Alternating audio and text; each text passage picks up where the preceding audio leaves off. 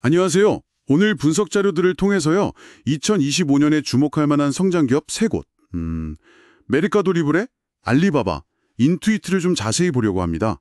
2023년, 2024년 이때 성장주들이 꽤 강했잖아요. 네, 맞아요. 근데 2025년 상반기에는 관세 문제 같은 그런 불확실성 때문에 잠시 좀 숨고르기를 했죠. 그렇죠. 약간 조정이 있었어요. 그럼에도 이 기업들이 왜 여전히 이 강력한 성장 동력을 보여주는지 자료 속 핵심 내용을 한번 파헤쳐보죠. 네, 좋습니다.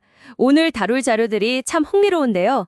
이게 라틴 아메리카, 중국, 미국 이렇게 각기 다른 시장에서 전자상거래, 핀테크, AI, 클라우드 같은 이런 미래 기술들을 어떻게 활용해서 성장하고 있는지를 잘 보여주거든요.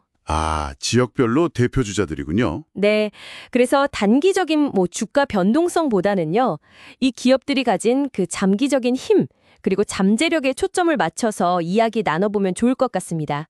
좋습니다.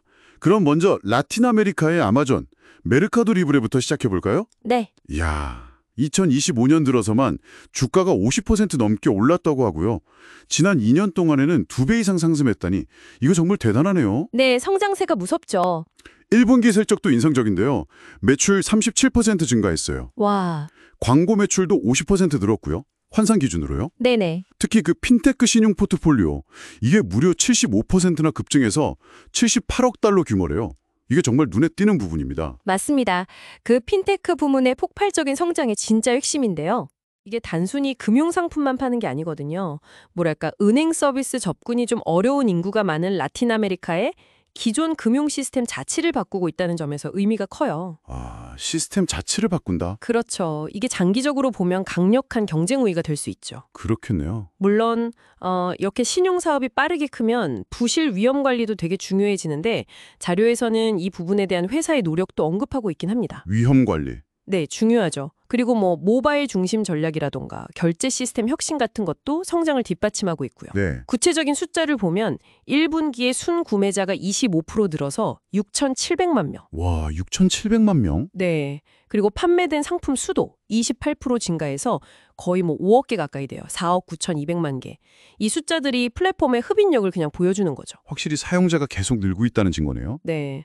그리고 물류 효율화나 광고 쪽을 통해서 수익성 개선도 이루어지고 있다는 점도 중요하고요. 아, 핀테크가 금융 시스템을 바꾼다는 관점.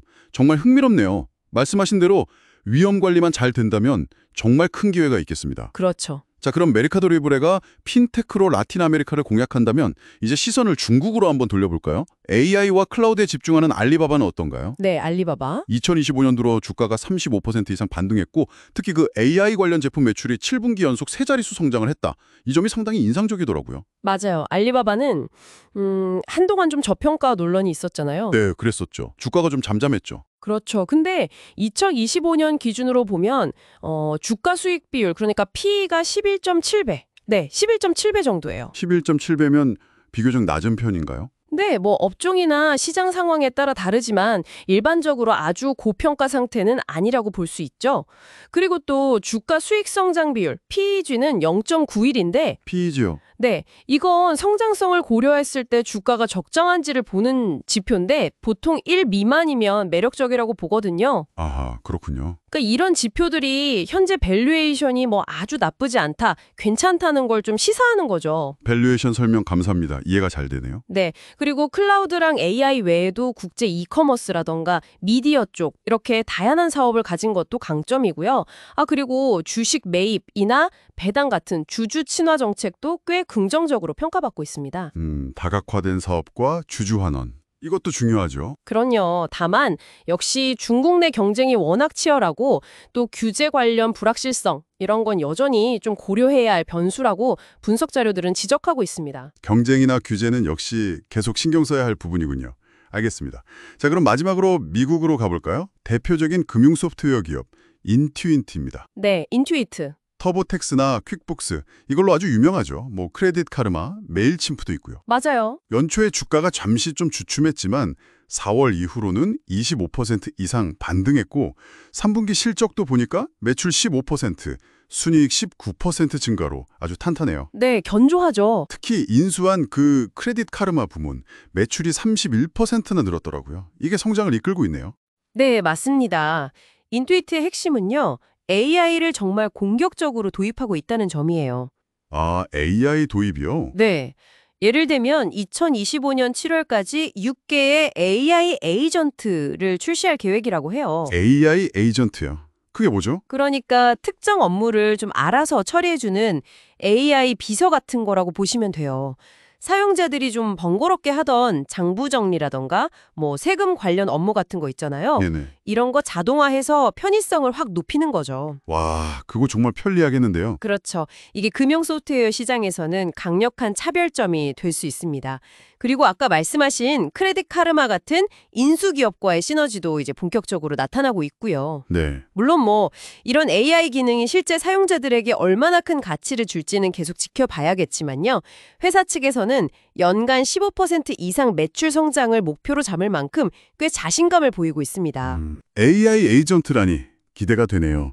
들어보니까 세 기업 모두 각자의 강점을 잘 살려서 미래 기술을 아주 적극적으로 활용하고 있군요. 네, 맞아요. 메르카도 리브레는 라틴 아메리카에서 이커머스랑 핀테크로, 알리바바는 중국에서 AI와 클라우드로, 또 인투이트는 미국에서 AI 기반 금융 서비스로 시장을 딱 이끌고 있네요. 네, 그렇습니다.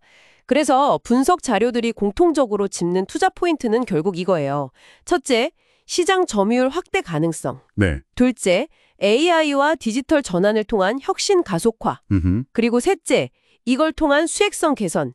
이 세 가지입니다. 명확하네요. 점유율, 혁신, 수익성. 네, 물론 뭐 단기적인 시장의 흔들림은 있겠지만 장기적인 관점에서 봤을 때 이 기업들의 성장 스토리는 계속 이어질 가능성이 높다 이렇게 평가하고 있습니다. 오늘 살펴본 메르카도 리브레, 알리바바, 인투이트 이 세 기업의 사례는 AI와 디지털 플랫폼이 어떻게 산업을 바꾸고 또 성장을 만들어내는지 정말 잘 보여주는 것 같습니다. 네, 시사하는 바가 크죠. 그래서 말인데요.